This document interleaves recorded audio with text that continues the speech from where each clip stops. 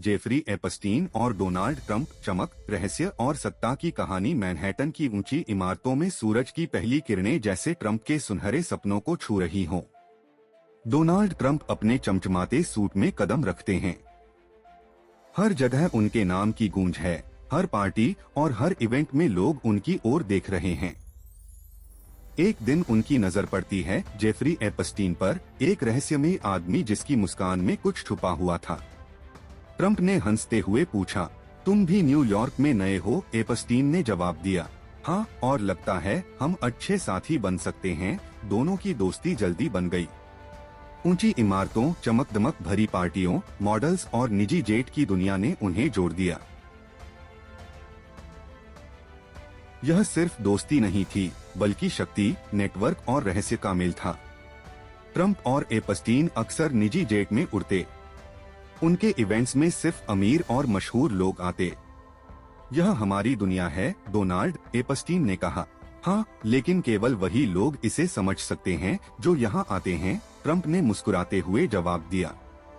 धीरे धीरे कुछ अंधेरे साए इस चमकदमक के पीछे बढ़ने लगे। युवा लड़कियां, नाजुक और नाबालिग, इन हवेलियों और पार्टियों के जाल में फंसने लगी। मीडिया ने हेडलाइन फ्लैश करना शुरू किया, नाम सामने आने लगे, सवाल उठे, लेकिन जवाब कम ही मिले।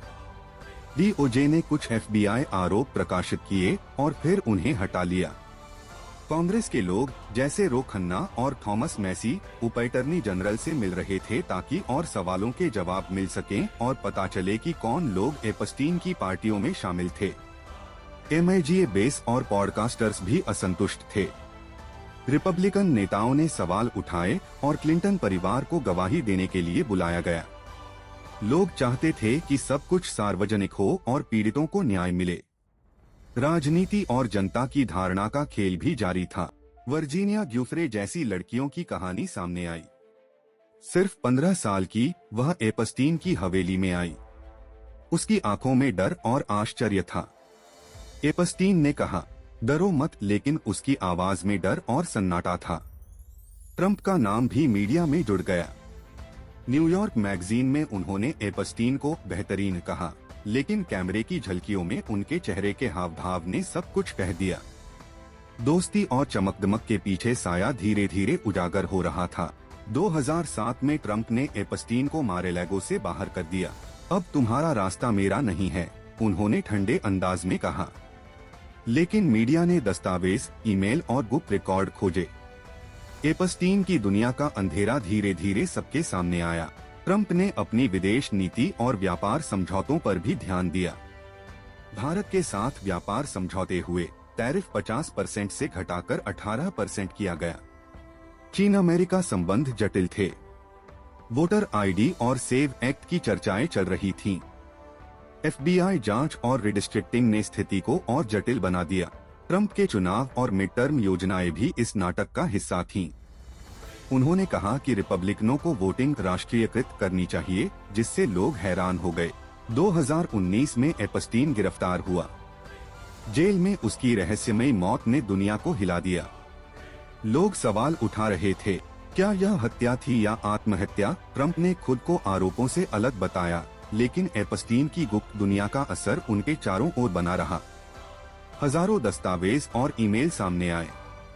ट्रंप का नाम कुछ में था, एपस्टीन का कुछ में। पार्टियों, जेट्स और हवेलियों की कहानियां धीरे धीरे सबको दिखाई दी। लोग सोच रहे थे, दोस्ती असली थी या सिर्फ शक्ति और लालच का खेल। यह कहानी सिर्फ चमक, ग्लैमर या पार्टियों की नहीं है। यह मानव लालच, रहस्य और सत्ता के खेल की कहानी है। हर कदम पर सवाल हैं, दोस्ती सच्ची थी या सिर्फ फायदा? ग्लैमर के पीछे क्या छुपा है? सच सामने आएगा या हमेशा रहस्य में रहेगा? और जैसे ही आप सोचते हैं कि सब कुछ स्पष्ट हो गया, एक नया दस्तावेज, एक नया रिकॉर्ड, एक नई कहानी उजागर होती है। रहस्य खत्म नहीं होता, बस अगले अध्याय की शुरुआत होती है। चमकदमक के पीछे के रहस्य हमेशा किसी को झकझोरते हैं। इसे देखो, सोचो और अपने दोस्तों के साथ शेयर करो। यही कहानी है, यही सच है। अगर आपको यह कहानी पसंद आई तो लाइक करें, फॉलो करें और अपने दोस्तों के साथ शेयर करना न भूलें, क्योंकि सच्चाई हमेशा सामने आती है।